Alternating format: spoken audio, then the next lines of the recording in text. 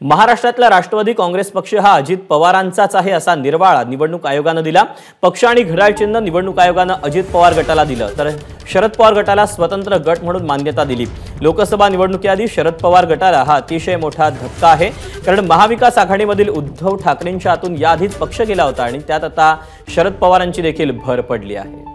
दरम्यान निवडणूक आयोगाच्या निर्णयानंतर बारामतीमधल्या काटेवाडीत सध्या काय परिस्थिती आहे सांगतोय आमचा प्रतिनिधी जयदीप भगत। जयदीप आपल्या सोबत आहे। जयदीप, राष्ट्रवादी पक्ष आणि चिन्ह दोन्ही अजित पवारांना मिळालेलं आहे, त्याच्यामुळे राष्ट्रवादी अजित पवारांची झालेली आहे। मी सध्या बारामतीमध्ये आहे। या ठिकाणी काही बारामतीकर आहेत, आपण त्यांच्याशी बातचीत करण्याचा प्रयत्न करूयात। काका बारामतीतलेच का? हां, बारामती। कालचा निकाल बघितला का तुम्ही? निवडणूक आयोगाने दिलेला बघितला की काय वाटतं त्या निकालाकडे बघून? आता दोन्ही आपलीच माणसं आहेत, त्यामुळे काय दोन्ही आपलीच माणसं आहेत म्हणलं। दोन्ही दादा बिन साहेब पण चिन्ह आणि पक्ष दोन्ही दादांना दिलं निवडणूक आयोगाने। हो बरोबर। काय वाटतं बारामतीकर? वाईट वाटतं, घरातल्या घरात वाद।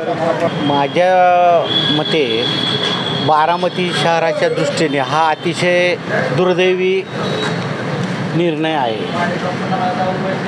बारामती शहराच्या पुढच्या वाटचालीच्या दृष्टीने आणि विकासाच्या दृष्टीने ही जी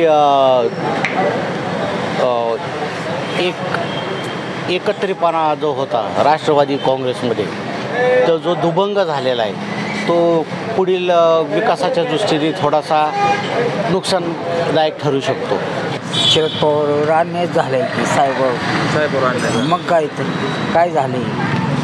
मी बेकार केले दादांनी, वाटोळ केलं बारामती सगळे कुणी दादांनी। आम्ही काय दादांच्याकडनंच आहे। दादांच्याकडनं चांगलं झालं, दादांना मिळालं ते एक चांगलं झालं म्हणायचं।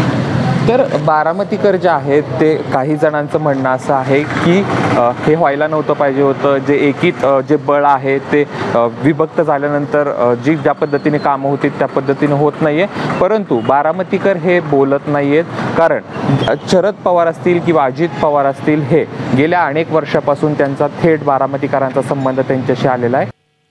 तेव्हा पवारांच्या काटेवाडीतल्या जे सामान्य लोक आहेत त्यांची आपण ही प्रतिक्रिया जाणून घेतो। एबीपी माझा, उघडा डोळे बघा नीट।